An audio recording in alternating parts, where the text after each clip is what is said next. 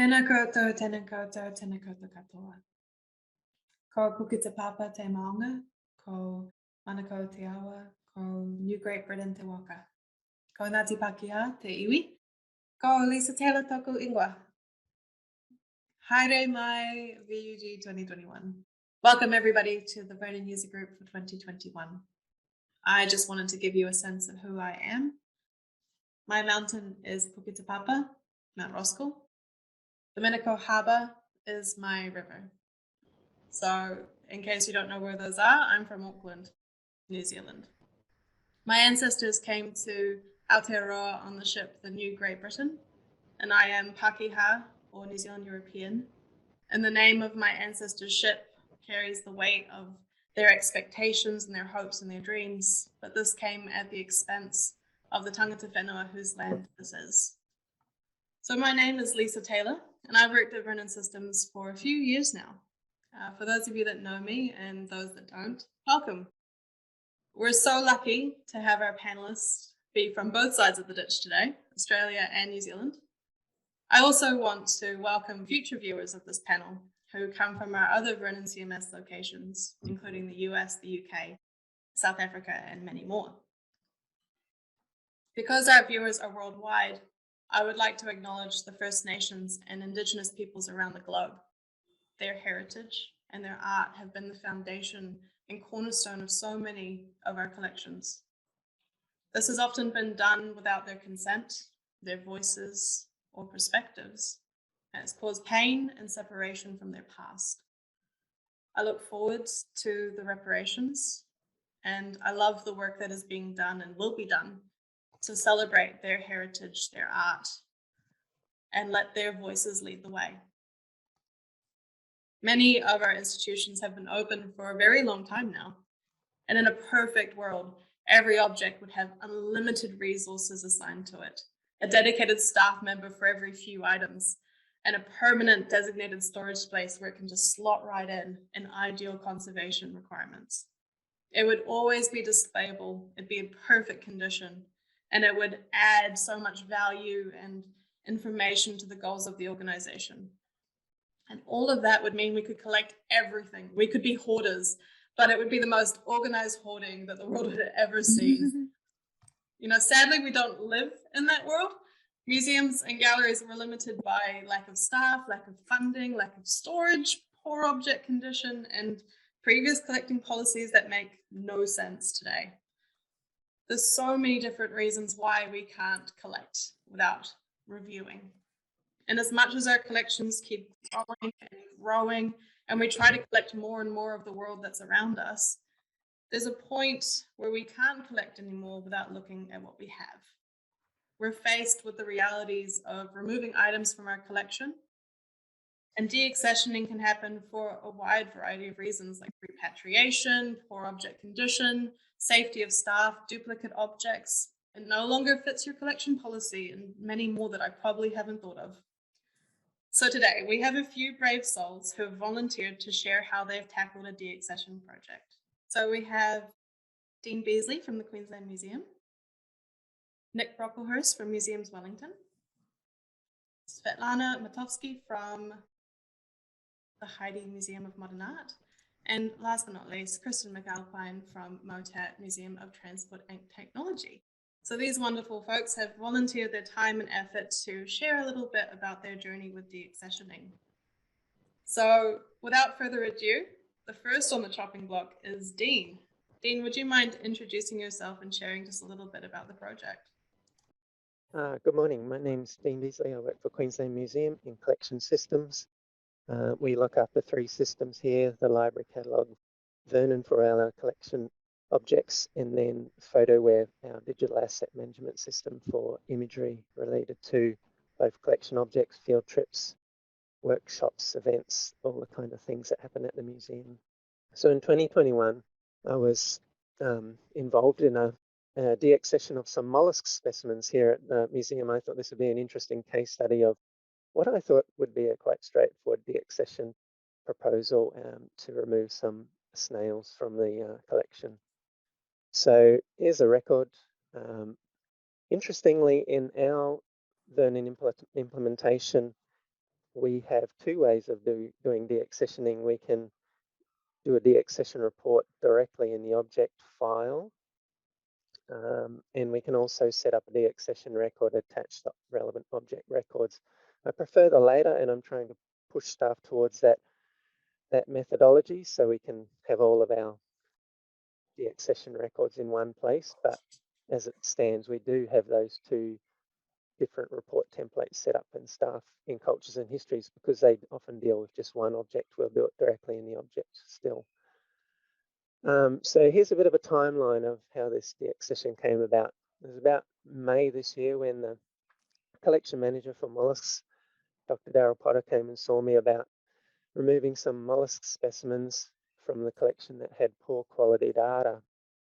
And originally there was 94, but it turned out there wasn't just one lot, there was 4 lots. And originally he had planned to do 4 deaccessions. I said to him, well, how many are there? Can't we just lump these all together? And the reason for this will become apparent in the next slide, but 359 times our value of mollusk specimens was under the threshold that we could get sign off by the Director of Collections and Research. So I thought, why don't we just treat this as one accession? We'll do one deaccession proposal. That'll be the most efficient use of our resources. So he went back, he looked at his other additional lots, added 112, 92, and then 69 specimens. It actually came to a total of 359 after I looked through the list and removed the duplicate specimens that he had given on different lists. So that was what we moved forward with. So underpinning this deaccession proposal, this is a flowchart of how our deaccessioning works at Queensland Museum. So we have the program staff member completes a proposal in Vernon. If relevant, this is probably more so in the case of cultures and histories, conservator will review it. Then a program head reviewed it. And then if they agree, then it went to the CEO or the board, depending on the value of the deaccession. The director would be notified. The staff member would contact the donor, if relevant, to arrange if they wanted to collect that item. And then they would complete the Vernon processes to remove the location and change the procedural status in the deaccession window, and then let us know as CMF staff to do the valuation adjustment and also change the procedural status, which I'll come to in subsequent slides as well. Now in 2021, we changed this flowchart slightly. We inserted a step. So the new director, Peter Denham, who started in 2019, said we take all of these accession proposals and deaccession proposals to a collection development committee, which is the program heads of bio and geo, cultures and histories, conservators, and collection services staff. So we can discuss and decide on these. The other interesting thing is that when we brought this change in, it also changed the thresholds. So in line with financial delegations, deaccessions under 50 could actually be signed off by the director. They no longer had to go to the CEO. So we thought, fantastic, because this deaccession is under that threshold, we only need to take it to CDC and to the director for sign off. So I thought this will be straightforward. We'll get this done really quickly. Unfortunately, it took a bit longer than I anticipated, and maybe that was my naivety in the process. Anyway, so we got here's our report. We added all our records. This is a Vernon template or screenshots of what it looked like. We had a disposal method, a reason, the details. John Healy had provided some curatorial comments around it. Darryl himself had provided collection management comments. So essentially, as we mentioned before, we had poor quality data. They had no location, they had dubious or multiple doubtful localities, or they had lacked any useful other collection data. Ultimately, what we do with a lot of this collection data and specimens of natural history specimens is that we send them through to the Atlas of Living Australia. So have these specimens on the Atlas of Living Australia that we didn't know where they were collected from, when they were collected, who collected them, are ultimately not that useful from a biodiversity perspective. So we suggested that we just retain them for non-collection use. John Healy backed this up.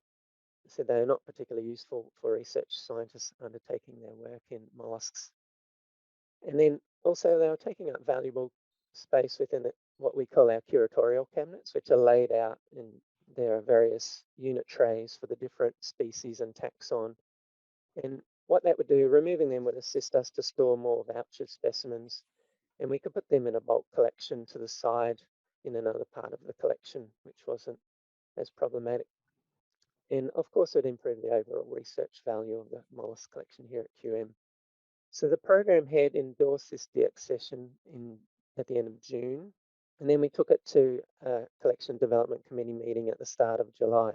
And that's when the director said to us he'd like to see a better disposal plan before he signed off on the proposal, even though we all thought, oh, this is going to be straightforward.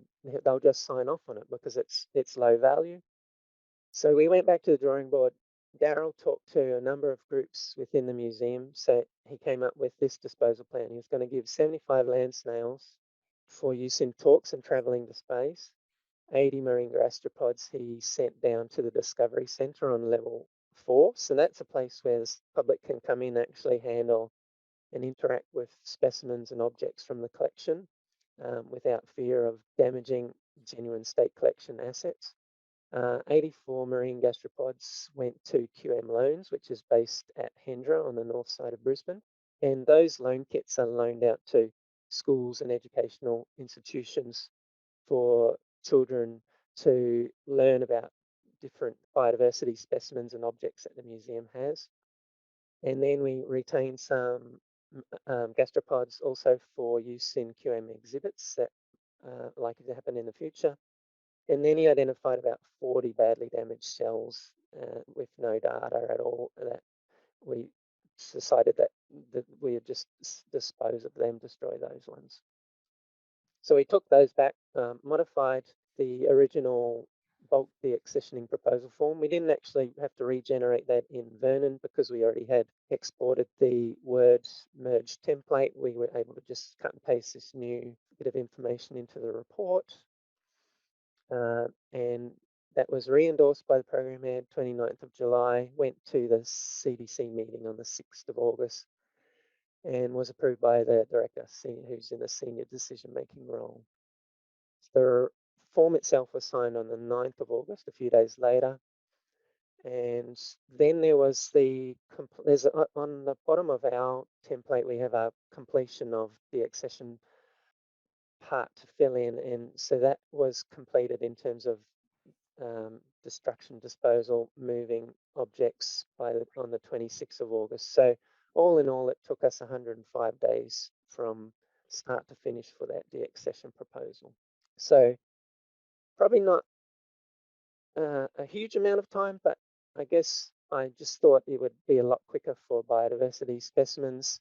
And I guess there were some learnings in that process for me, which I'll talk to. But one of the great benefits of this deaccession for us is that it makes way for better quality specimens. And we have a blog up on our website at the moment talking about this recent donation of the Thora Whitehead collection.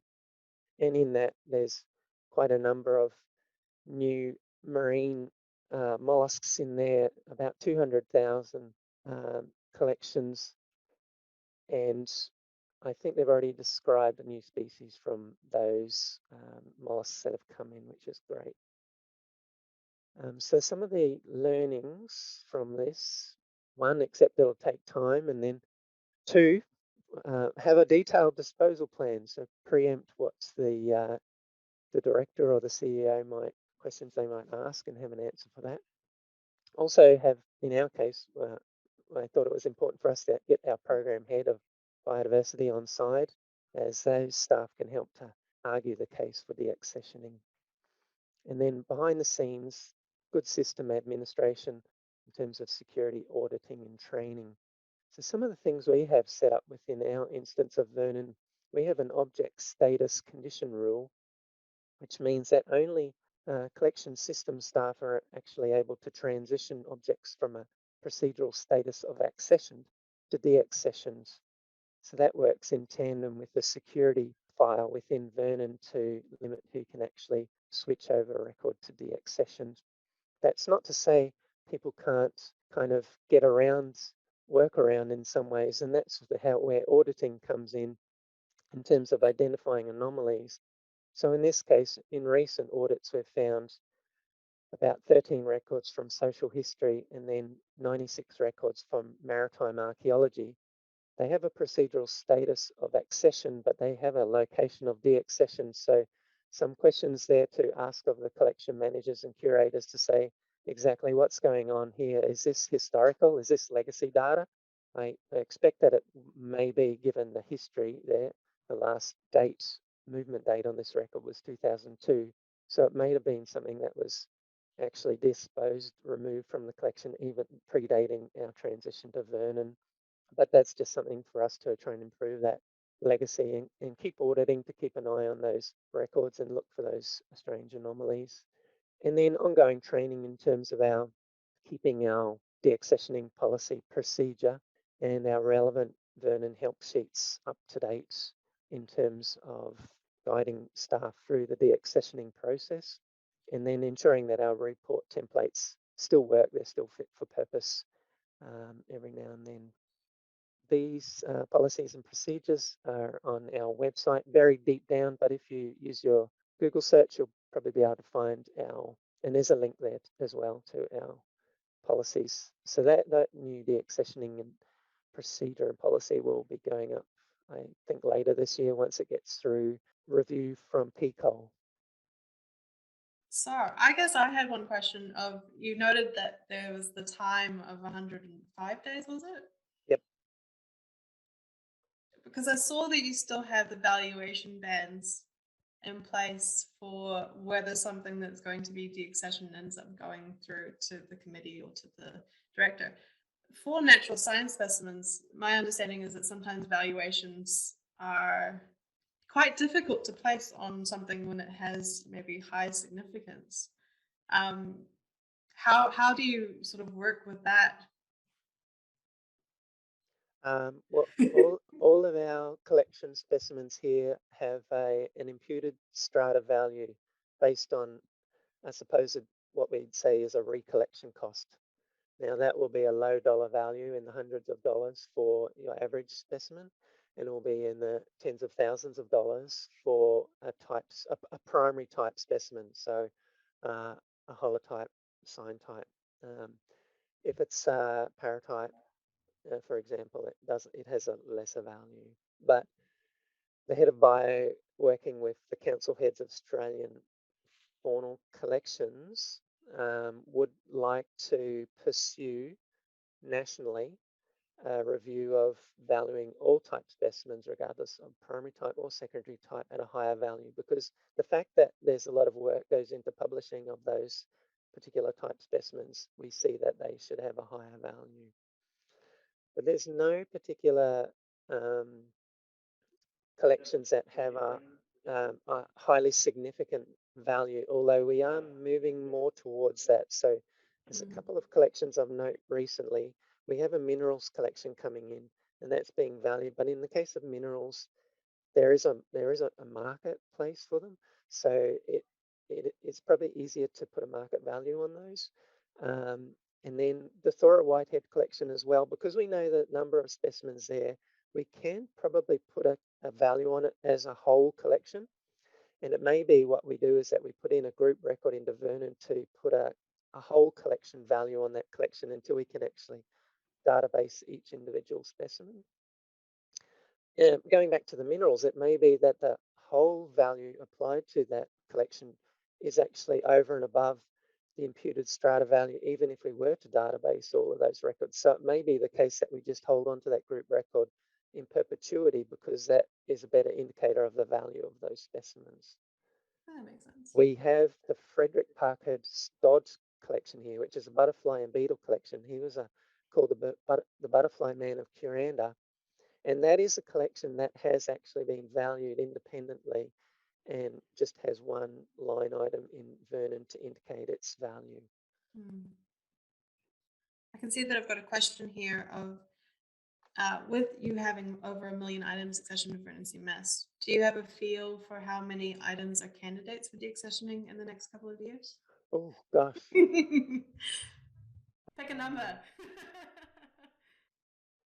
No, but we are under increasing pressure from the board to demonstrate that we're not just acquiring, that we are looking at collection development and looking at what we don't need, what's not core to what we do anymore, and looking at removing that from the collection, because trying to manage it all going forward is just going to be near impossible given the space and resource constraints. Yeah.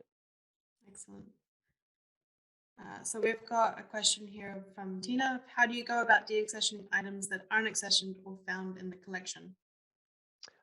If it's not accession, that's straightforward. That is just a disposal. We have a separate disposal form. It's QM55. Policy all over the policy numbers at the moment. We're rewriting them for PICOL. And that's literally because it's not in the system. It would just be filling out a form to describe what the objects are and the reasoning to remove those. And that doesn't have the same level of, there's no financial delegation tied up in it. It's usually just a program head sign off who can approve the disposal of those non-accessioned items. So thank you so much, Dean. I'd like to invite Nick to share a little bit about himself and his project. Kia ora te whānau. My name is Nikolas Brocklehurst. I'm the registrar at Museums Wellington. I've been a registrar for about 3 years. So I've taken a slightly different tack. I've taken a bit more of a summation about what's happened at Wellington Museum over the last few years. So Wellington Museum began in 1972 as the Wellington Harbour Board Marine Museum, New Zealand's first purely maritime museum. It proved popular and doubled its exhibition space, and moved from 1 room to 2 rooms, and the collection continued to grow. In 1974, Jack Churchhouse became the museum's first curator. A mariner himself, Jack brought a keen passion to the museum, as well as a good number of equally passionate maritime contacts, keen to donate. Over the years, the museum took over more rooms of the bond store, and the collection continued to grow. In 1989, the Wellington Harbour Board was dissolved, and the charitable trust was established to run the newly rebranded Wellington Maritime Museum. The museum took over most of the bond store, and the collection continued to grow. By 1996, the Wellington Maritime Museum was looking to tell a variety of Wellington stories, not just maritime, and the collection continued to grow. On the 27th of November 1999, the redeveloped museum reopened its doors as the Museum of Wellington City and Sea. And nearly 30 years of collecting maritime material was transferred to our current storage facility. It had been all about the bond store and the odd harbour board shed across the waterfront. They actually had to get a crane to move some of the objects from the 3rd story of the museum. Over the next decade, the collection staff worked very hard to organise the 40,000 plus maritime objects, as well as the photographic, archive and library collections. And the collection continued to grow. In 2012, a collection store refresh showed the need for a much more concerted effort in our deaccessioning practice. Up until then, a modest amount of deaccessioning had taken place, principally around duplication or condition. While having a mandate to tell a range of Wellington stories for over a decade, the collection was still principally maritime focused, and much of that had very little to do with Wellington at all. Over the next few years, low-hanging fruit were dispersed to other institutions. This included large items, obvious duplications, the maritime library, several pallets of marine charts, and part of the photography collection. In 2017, we launched our Significance project, where curatorial and collection staff time was allocated purely for the assessment and deaccession recommendation. After 12 months, it became part of the collection team's work. We were mandated to move the collection, the maritime collection, to more appropriate institutions. With the museum shift and focus away from maritime to principally Wellington stories, deaccessioning criteria is relatively clear. Our collection policy, at its most basic, is about collecting objects associated with Wellington, Wellington people, Wellington places, and Wellington things. And our first level of assessment is, does it have anything to do with Wellington? Yes or no? If no, then it's a deaccession candidate. We of course have allowances for non-Wellington associated items, but at the first level, this makes our selection process relatively easy. A deaccession I'm currently working on is of this category. Prior to the 1999 redevelopment, the museum purchased 180 Victorian and early 20th century objects from an auction in Auckland. These were used to set dress and build stories around the redevelopment. These items were subsequently accessioned into the collection, but with no provenance known prior to purchase, and only a couple of Wellington connections, the rest of the accession are obvious candidates for deaccession. Things do get a bit more complicated when there are Wellington connections, but there are some obvious markers for deaccessioning. Lack of provenance, duplication, poor condition, it misses all the marks in our significance matrix, all of which are outlined in our collection policy and collection management procedures documents.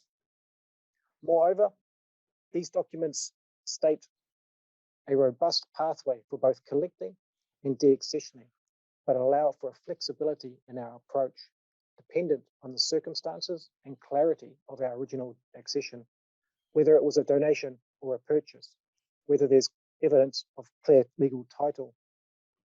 These documents also set limits on appropriate timeframes for action and what is considered due diligence. Every 3 years, these documents are reviewed, incorporating the learnings we have gained. Ultimately, we want a collection that speaks to and of Wellington.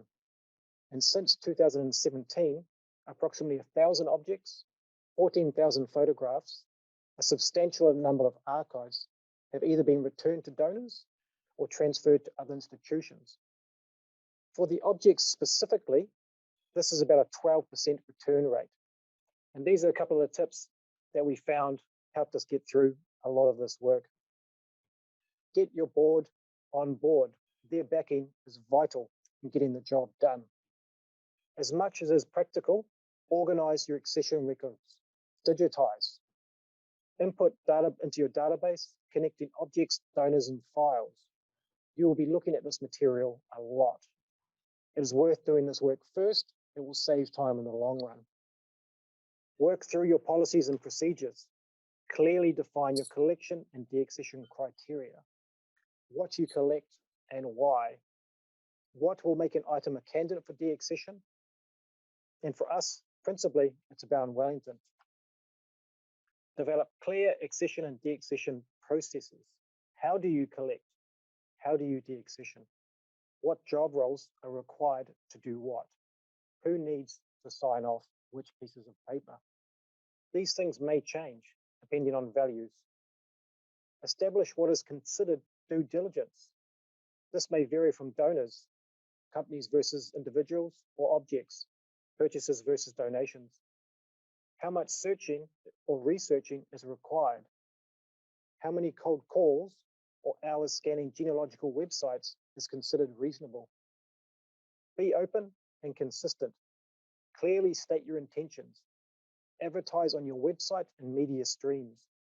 As a matter of course, we use the Unsolicited Goods and Services Act 1975 as a guide, and we put our deaccession lists on our website for 3 months at a time, asking people to contact us if they recognize the items or know the people who donated them. This does mean we will have multiple deaccessions going at any one time.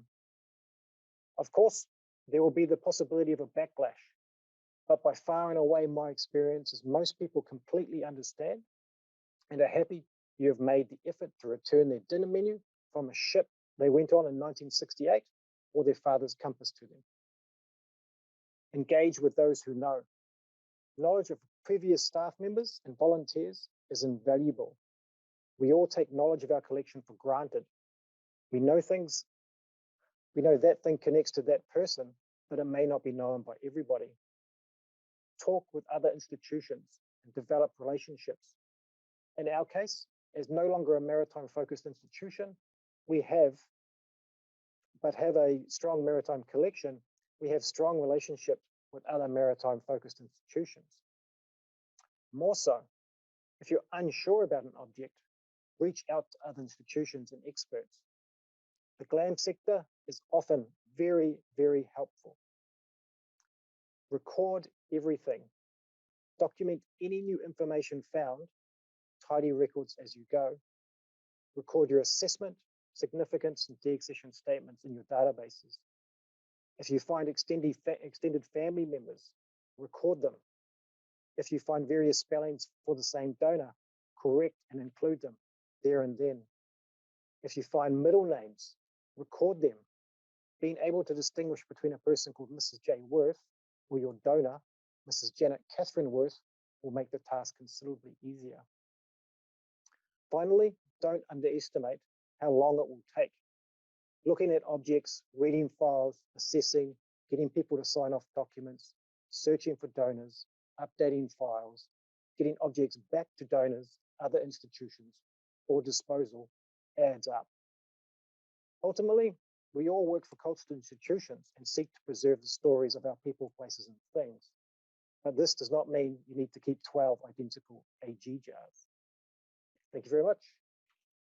Thank you so much, Nick. I just love the tips. It's a great slide. I guess I had a question of, with the change from maritime, you must just have the most insane things that are left over. As you said, the 180 that we use as set dressing. When you start, I mean, there's some cases where you have things that are probably an abundance of maritime Wellington.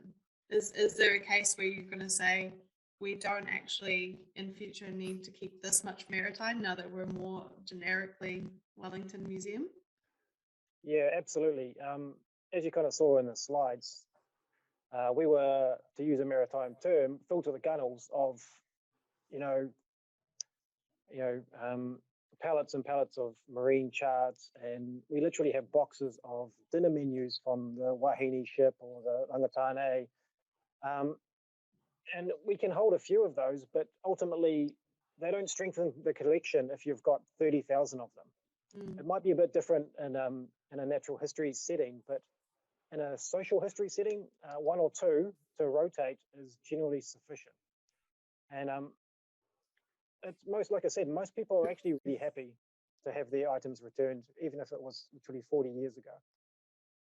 Have you severely amended your collection policy?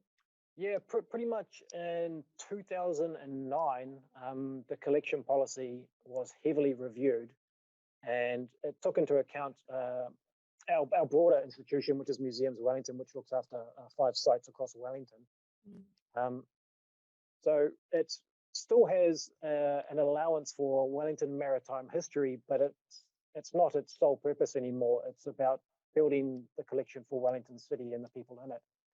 And in a way, the only way we can do that is by moving some of the non-Wellington associated maritime material to other institutions like the New Zealand Maritime Museum, who literally gets van loads from us every year or so.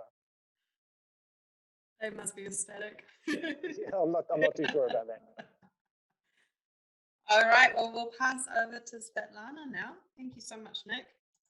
Okay, hi everybody. I'd like to begin by acknowledging the land on which I live and on which Heide was founded as the land of the Wurundjeri people of the Kulin Nation.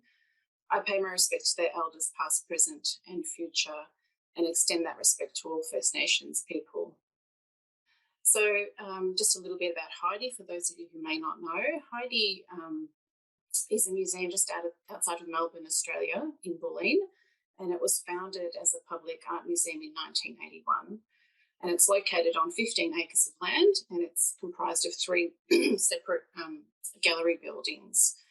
The land was purchased by John and Sunday Reid in 1934, and it is made up of a farmhouse, which was the original house that they lived in from 1934, a modernist house which they built in 1967, and then purpose-built galleries that house 3 separate galleries within them. So it's quite a large site, and it also includes established gardens and a sculpture park. The work I'm talking about today is a work titled Karakarook's Garden by contemporary artist Lauren Berkowitz. Lauren is a Melbourne-based contemporary artist, and the work was deaccessioned from the collection in September of 2020. So one thing I should note, for those of you who do work in art museums, we don't deaccession much at all. This is the first work that has been deaccessioned, I think, in the last 10 years. And in total, I think we've only deaccessioned 2 works from the collection. So a little bit different to what we've already heard from our fellow speakers. So a little bit about the work. Karakarook's Garden was a site-specific work comprised of native plants and was located in Heide's sculpture park. It was a living outdoor sculpture located on the site of John and Sunday Reed's final kitchen garden, which was in use between 1979 and 1981. It was commissioned by Heide with the support of Arts Victoria through their Arts Development Program. So the work you can see here acknowledges the Wurundjeri clan of the Wurrung language group. It makes reference to Karakarook, who in local Aboriginal mythology was the custodian of the power and knowledge of the digging stick. So Karakarook taught Kulin women how to dig out plants with edible tubers, as well as imparting to them the gift of fire and the understanding of medicinal and healing qualities of plants. So in making Karakarook's Garden, Berkowitz sought to suggest a site of healing and regeneration of the past and the present. So her concept was that the garden would contain many rare Indigenous plants, including orchids, lilies, grasses, that were harvested as important food sources, and that also had medicinal and material resources that were used by local Aboriginal women before European settlement. So the abstract design of Karakarook's Garden, seen in the distinctive stripe formations of each group of plants, made metaphoric reference to the reeds and their cultivation of Australian modernism, which grew out of the Heide soil. So you may ask why we chose to deaccession this work. So there are a couple of key factors. The initial planting that we saw a few slides back did not survive due to the ongoing challenges of drought and other weather events, as well as the competition for water from the surrounding trees. And at the time when the work was commissioned, which was 2005 over 2006, Victoria was in the midst of a severe drought. So over time, as new planting schemes were in good faith tried out and tested one after another with the input of the artist in consultation with Heide's head gardeners, the integrity of the initial concept became compromised. So the constitution of the work was no longer principally of edible and medicinal tubers, and the abstract composition, an integral formal component of the work, had become much less apparent, and you can see that here in this image.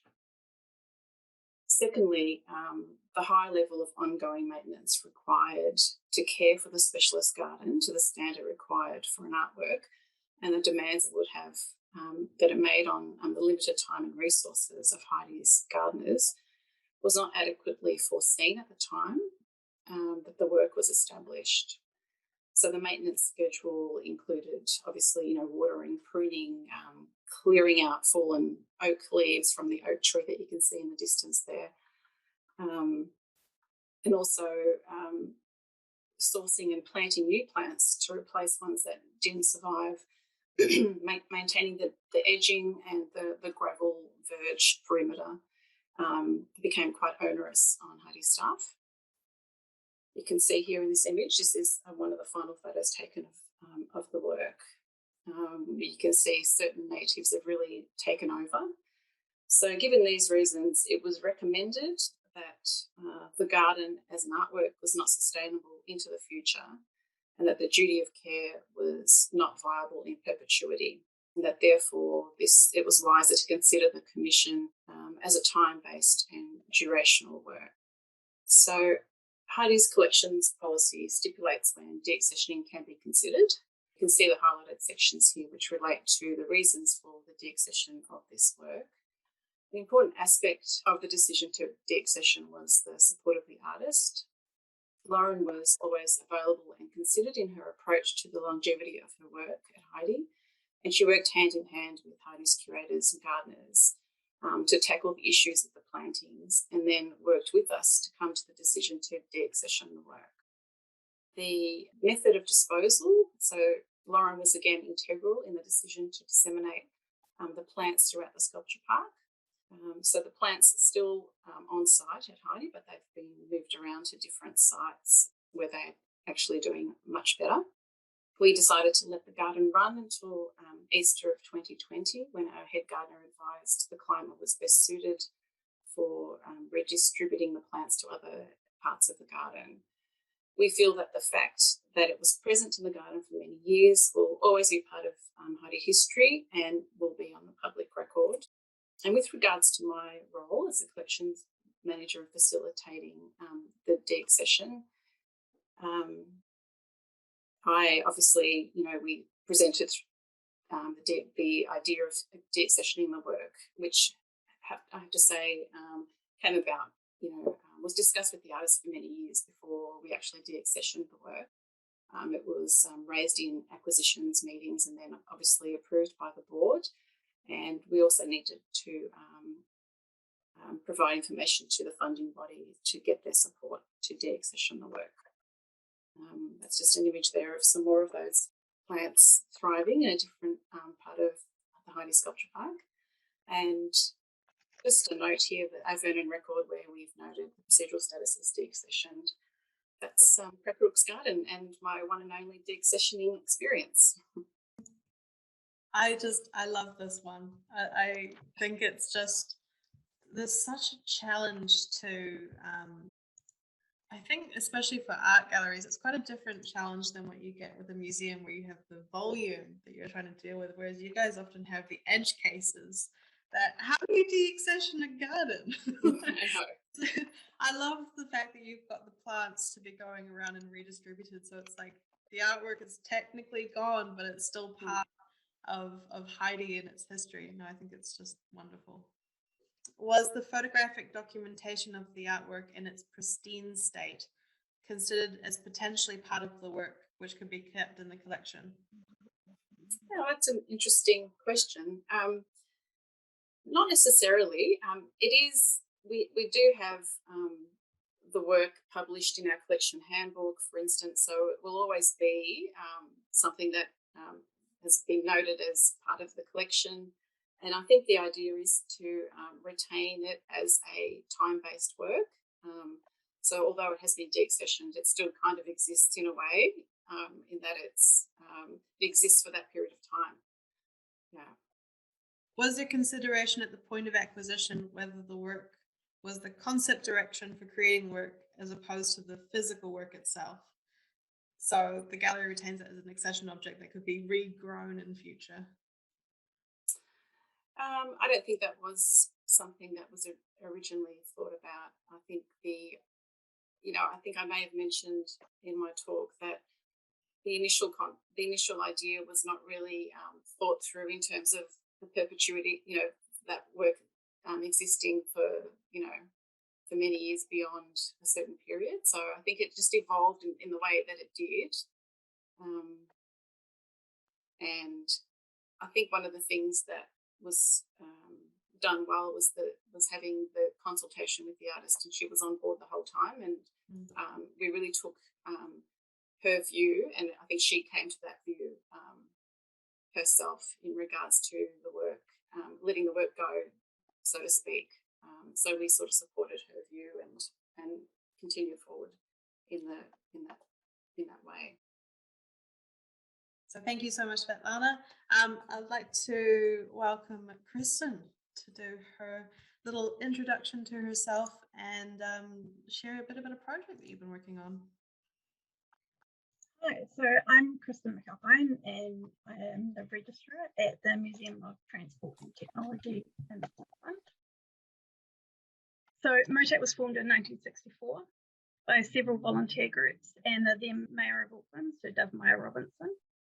The early museum's team's goal was to preserve historical forms of transport and pioneer artefacts in order to record the advances of technology.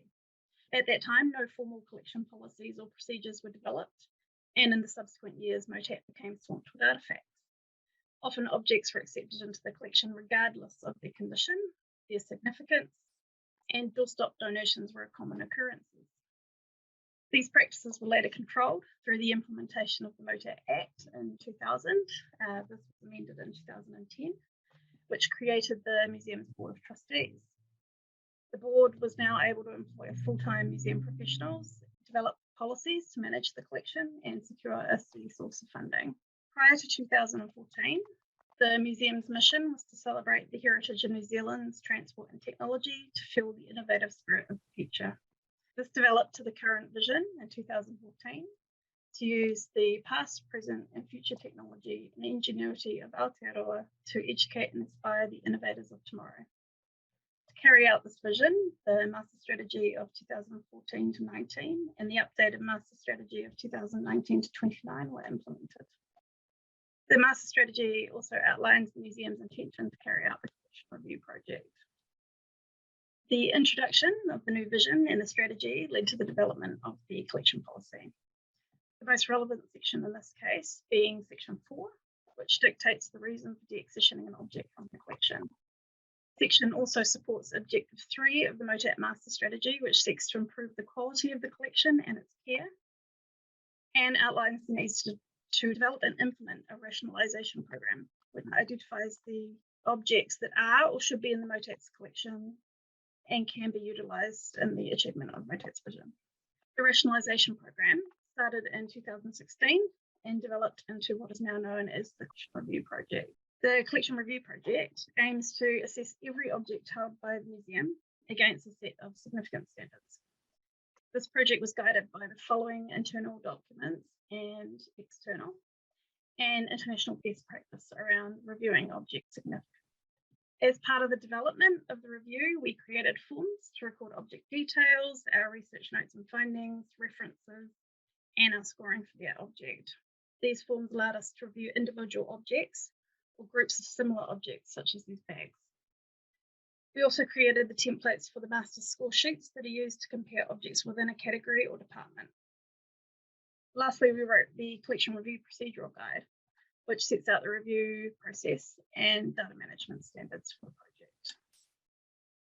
So this is the collection review score sheet that we use. There are 5 key areas which objects are all scored against, these being significance, interpretive use, relevance, condition, and authenticity. The score sheet guides reviewers on how to score an object. There's some consistency in how scoring happens. The score is then used for comparison with other objects. So this is what a comparison score sheet looks like once the group is finished being reviewed. This example is from our printing department. Excellent in green is a high score, while poor is a low score in red.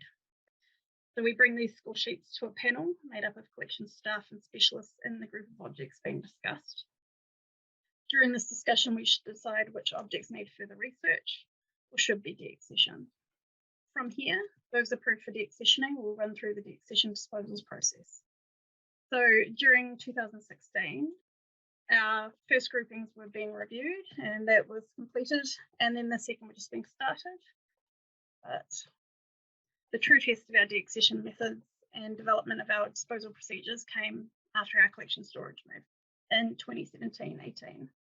During this process, we identified a large number of objects as being duplicates, having condition or hazard issues, or not being relevant to our collection policy. These were all moved into an assessment area at M3 and left until we'd finished moving in. The initial development of our deaccessioning processes involved creating all the forms used to propose deaccessions. The introduction of a numbering system to keep track of the deaccession proposals, which was especially important as we were proposing not just single object deaccessions, but sometimes groups of up to 100 objects at once. And capturing how to use the then newly introduced deaccession module in Vernon. The procedural document was then written capture the process that had been developed and to show the step-by-step method for disposing of objects after they were approved for deaccessioning. At this point, I can't emphasize enough how important the establishment of the data standards was for recording and tracking our work both physically and digitally, as these data standards allowed us to live track our deaccession process and provide object lists, statistics, and reports for everything from disposal offers to board reports. This document is an asset to MOTAT as it outlines the process in a transparent way so we can meet our obligations as a public institution with public collection. From the early period of the collection review in 2015 to 17, where 56 deaccessions were proposed, the introduction of the process and the end of the collection move saw deaccession proposals peak in 2019, with 286 proposals being submitted for approval. These then went through, those that were approved were then ran through this flowchart process. To start, original donors were contacted by letter, email, and phone contact was made with numerous other museums to offer objects for transfer. Sometimes these avenues were successful and sometimes not as successful as we'd hoped. The return to sender letter was a common sight in our mailbox. And recently, we've also tested our methods by using a private investigator to track a vehicle donor from 1992. And he had just as much luck as we've been having, none. So at this point, we had a number of disposals ready, but nowhere to send them. Because of the sheer volume, we decided the best method was to compile a list of recently approved disposals and advertise the objects using the Museums Aotearoa and National Services Te Parangi newsletters. This extended our reach beyond the museums we already knew and were in contact with, and extended our reach to nearly all museums within New Zealand. Each of these lists was advertised for a month, with a 2-week standard down period after that point for any late inquiries were received. This proved to be the most successful method of disposal and saw many objects transferred to other museums and heritage societies. So this was quickly just adopted as a standard disposal process. In cases where objects could not find a home in another museum or institution, MOTAT is focused on sustainable disposal practices where possible. These sustainable practices include offering the objects for use to exhibitions, education, or public programs for interactives or to collection workshops as parts. Remaining objects were then sent to auction. With auctions, we'll put a single object up to 3 auctions. And if it doesn't sell by then, we'll move it on to the next stage.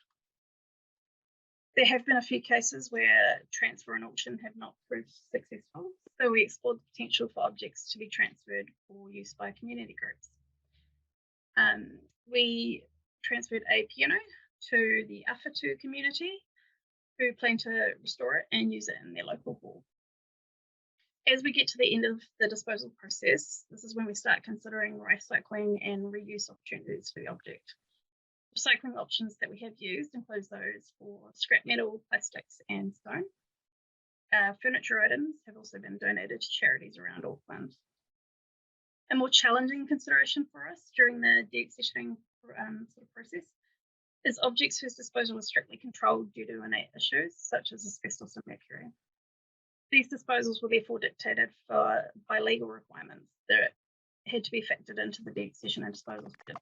The majority of these had to go through controlled waste management procedures.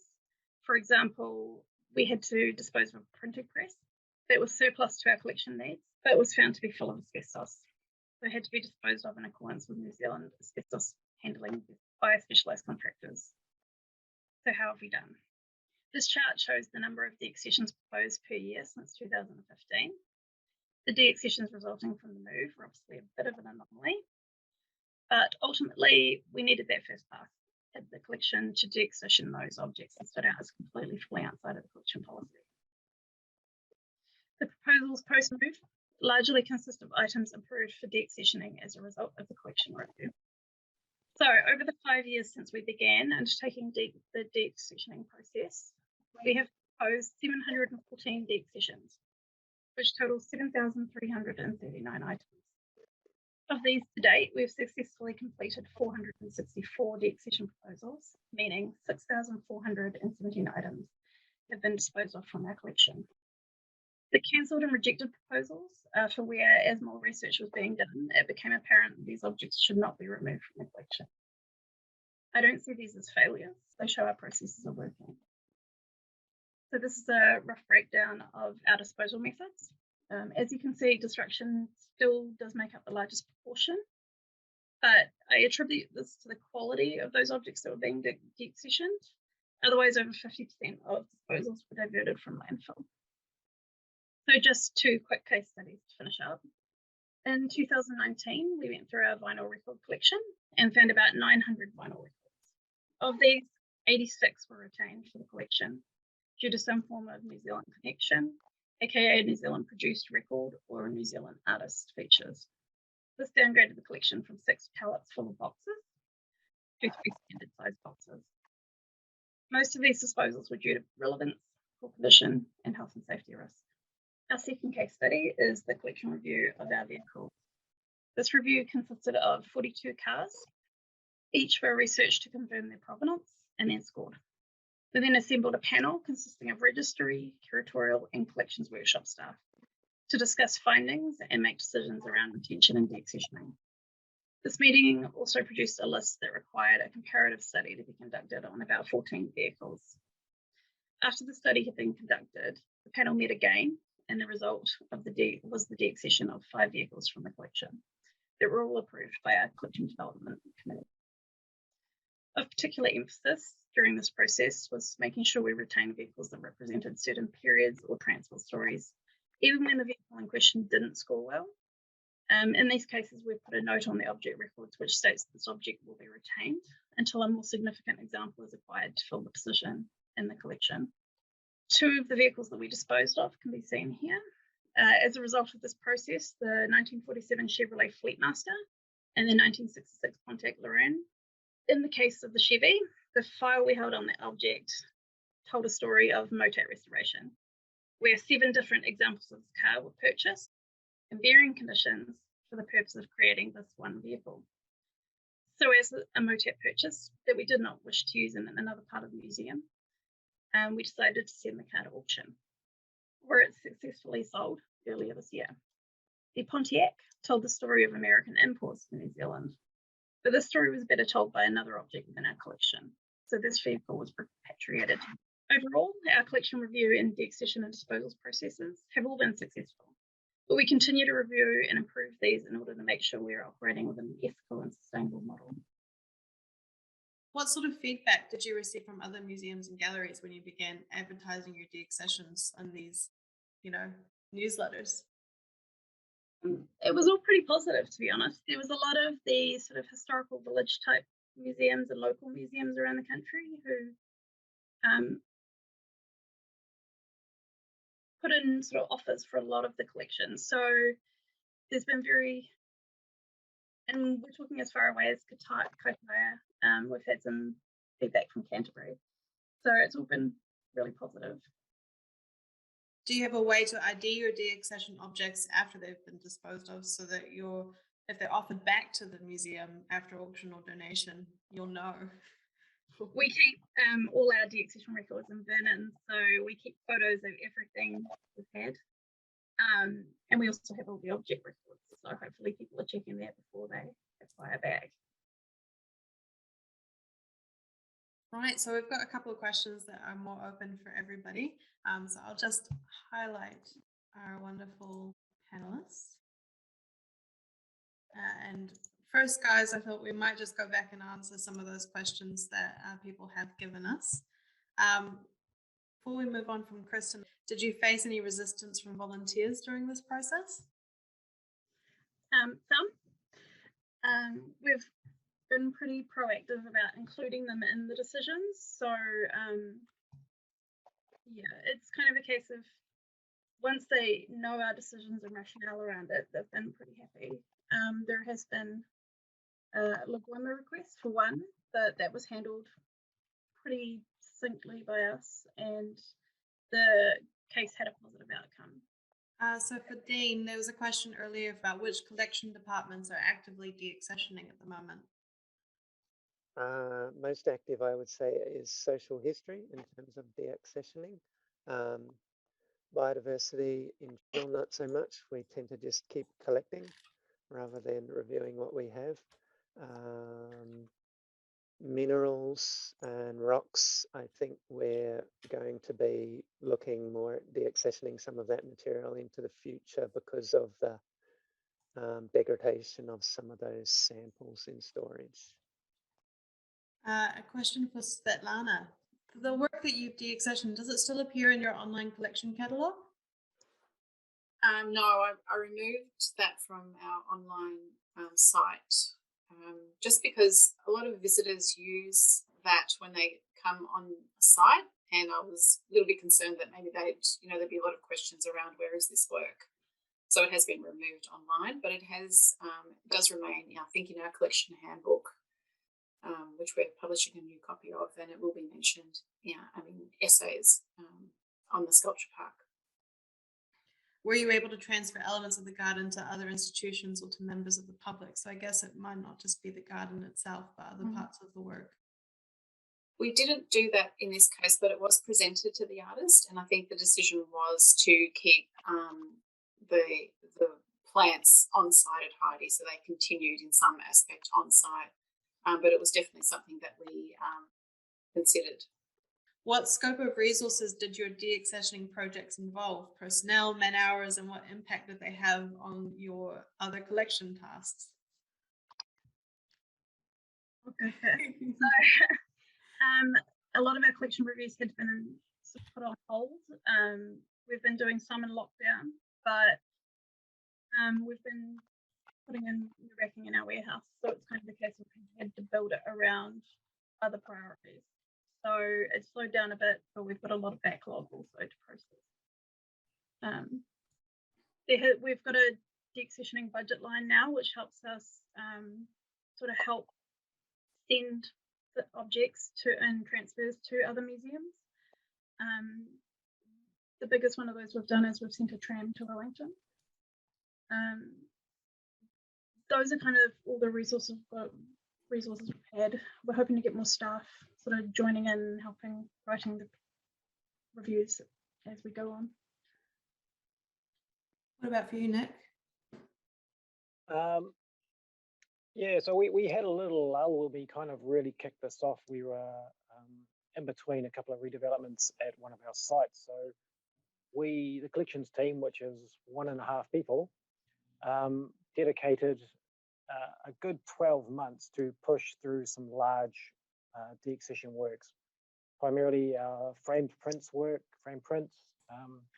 frameworks, and a number of smaller ones. But to be honest, we had to fit it in between. It would just happen to be a quieter time. As it stands now, it is during downtime, we will literally go, oh, that's something on our whiteboard on our assessment list to work through. And when we have the opportunity, we will jump on that. And seeing Dean's 105-day deaccession is pretty swift, to be honest. Sometimes, like even getting to the research point, we're talking 3 months to get to that point, and then it's 3 months after it's been advertised as a deaccession to sit on our shelves. So it's really kind of a piecemeal thing. So yeah, no budget increase. We were just told your job is to get these collections to other places. There's another question for you, Nick. She liked the idea of a deaccession mandate, where you were given time to work on the process. How much of your business as usual is now deaccessioning? At the moment, not too much. It's really in the lulls at the moment. Just we've got a few things going on with other projects. But it's basically part of our day-to-day job. And when we do feel like getting away from the desk, we go into the stacks and we pull out objects and we start assessing. Yeah, it's definitely part, probably at a guess, 20% of our job. We have a secondment with us now who's looking at assessing our archive collection. And so we've got here for a few more months, so hopefully we can push through that material as well. What is your rationale for policy decisions regarding deaccessioning found unaccessioned items or items which you don't have legal title? So things that have been inventoried in past probably and been discovered inside of the museum or gallery.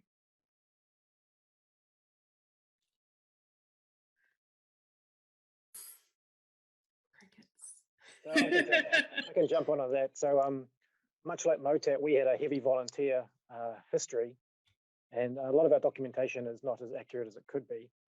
And so we have a number of accession numbers which are found in museum numbers, found in collection numbers, and our policy for those is to use the Unsolicited Goods and Services Act 1975, which basically outlines the process you can go through to somewhat legally claim ownership, which is sending out letters to people with their last known addresses if you know where it's from. But if you don't know where it's from, just advertising it for 3 months. And at that point, that's as far as you can go. You know, you can't chase ghosts if you don't know what ghosts look like. We're similar to Nick. We do use the unsolicited goods. We have F numbers and T numbers, so temporary numbers. It's kind of a case of we need to be able to assess them. We make sure that they don't match any of the previous accessioned records that have a donor attached to them. Generally, they don't. And this is the point where we just do our best to record that history in the database. So if we do get contacted down the road, once the object's gone, we can still say where it went and what it was, but we can't hold these things forever. We're talking in the range of, we're currently up to 12,000 T numbers. So, I mean, that's a large majority of the collection. We can't hold on to it forever, especially with the amount of resources we're having to pump into it. I think Svetlana, art galleries aren't dealing with the same volume of deaccessioning that museums do. For you, what was really key to have in place when you were tackling this deaccessioning, especially when it's not something that's everyday usual business? Yeah, our collection policy is very clear in terms of the scope of our collecting priorities and the criteria that we use when we collect works. And I suppose Heide is a relatively new museum and it has some pretty good record keeping. So we have about 3,600 accession works in the collection. 500 of those are what we refer to as the core collection, which came specifically from the donors, from the founders of Heide. So we've got some really good cataloguing and record keeping. But on top of the 3,600 works, we also have a large archive collection, sort of made up mainly of personal effects collection, as well as artist papers. So I don't think that collection managers like myself and those that have preceded me have really had to deal with any types of deaccessioning of objects that have appeared in the collection. And basically that's because I think we're relatively new and yeah, I think we've so far so good is what I'll say. Are you all willing to share your documents, your policies, your procedures, some of those flow charts that you guys are having and significance ratings? I know that Dean, you've already mentioned that it's available. Some of this is available on the Queensland Museum website. So do people feel willing to share this with, I guess, the fellow GLAM institution? Yeah, I'll cut and paste my link in the chat. How's that? Yeah, we're fine. You can contact us through our website. There's no general inquiries and that'll end up with me. How do you even begin to calculate a budget for deaccessioning? What should you begin to factor in when you start working through that? So most of it for deaccessioning is actually for the transport, or the shipping, or the postage of the deaccessions. A lot of the museums we're transferring to don't have a budget at all, so we put a front up and help with that. We have an overestimated budget that we chip away at, and we're not afraid. We don't have to use the entirety of that budget every year, so that helps.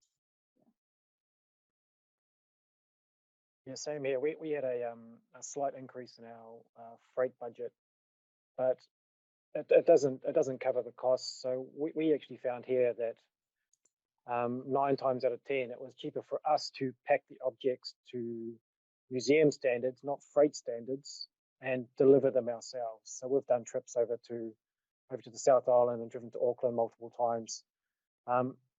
It's kind of a cost that we are willing to suck up as a modest kind of sized institution for other institutions. So I guess my question for you all is, what's been your biggest challenge with doing these deaccessions?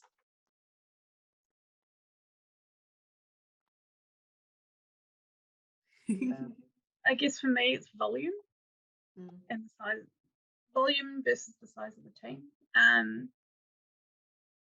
When we get to focus on it, we do get through quite a lot, but we do have kind of natural stand down periods during the process where we're busy doing other BAUs. So I think our longest deaccession to date has been about 6 years, and that's purely because we didn't have the resources available to get the thing out of the warehouse where it was onto a truck.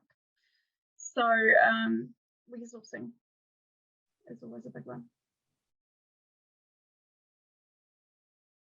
Yeah, for us, yeah, it's maybe a little bit different from MOTAT. They have quite a substantial collection, or Queensland Museum. Ours is quite modest, really. Kind of maintaining momentum is probably the hardest thing. We still have, in the vicinity of 30-odd thousand items, and arguably 5,000 of those are Wellington based. So, there's still a contingency to hold on to many things that have no Wellington connection, but arguably we're still looking at deaccessioning in the vicinity of 20,000 items. And with limited resources, it's just about ticking through it, I think, and just making the time when you can. Dean, Svetlana, what's been something that's been a big challenge for you guys when it comes to deaccessioning? I think for me, it was really important that the artist was on board with the deaccession, and in this case she was.